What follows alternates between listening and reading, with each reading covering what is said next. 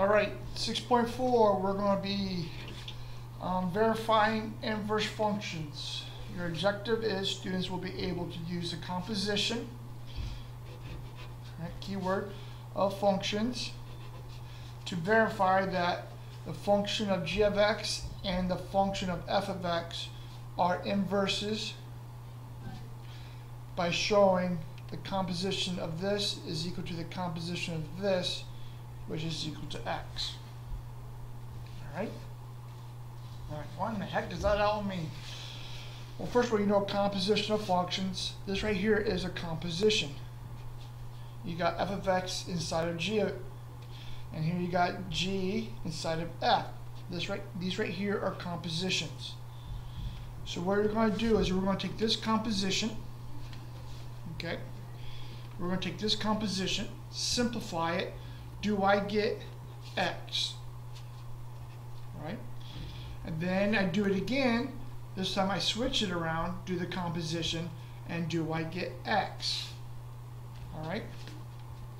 If I get x for both of them, then they are inverses of each other. In other words, they're inverse functions of each other. Okay? So how do you do this? How do you verify that these two functions are inverses of each other? Okay? Well, you got to do one of these. You got to do two compositions. All right. So the first test one, do one of these compositions. It does not matter which one. Just you got to do one of them. So let's do g of f of x. We'll do this one first. So we're going to do g f of x. Since there's no number here, what I'm going to do is I'm going to take the function of g, rewrite it. Instead of having the variable, I'm going to put parentheses. All right. And this right here is where f of x goes. F of x is all this. So I'm going to take all this, goes into the parentheses. Okay.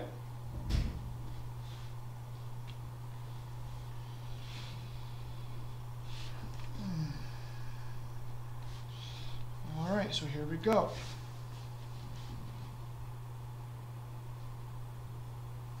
All right, here you have an exponent to an exponent. So that means I multiply these. All right, and then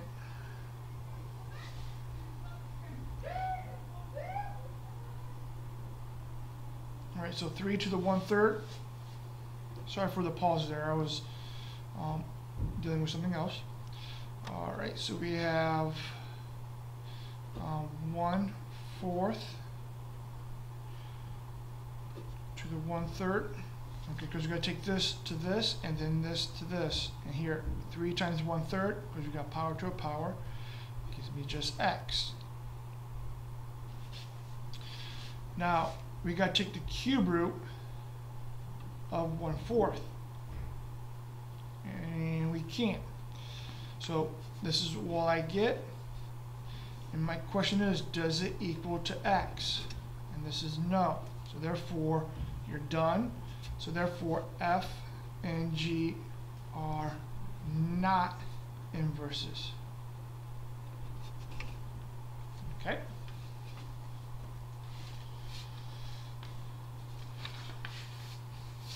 All right, let's try another one. Okay, so let's do f of g of x first. So I'm going to take f, so rewrite it without the variable, and I'll take all this right here and I'm going to plug it inside here, so it becomes 1/4 x minus 9/4. All right, and this do algebra. So here I got 4 in front of parentheses, so I'm going to distribute. So 4 times 1/4 is just 1, so you get 1x.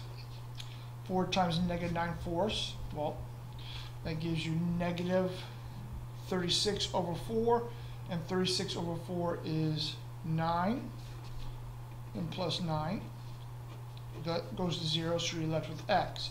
So I got what I wanted. All right, since that's true, then I got to go to the next step. Next step is I got to change these around. So I'm going to do g of f of x. So G, I take G, rewrite it without the variable. In place of the variable, I put parentheses. And inside the parentheses is what I put F. So I do 4x plus 9.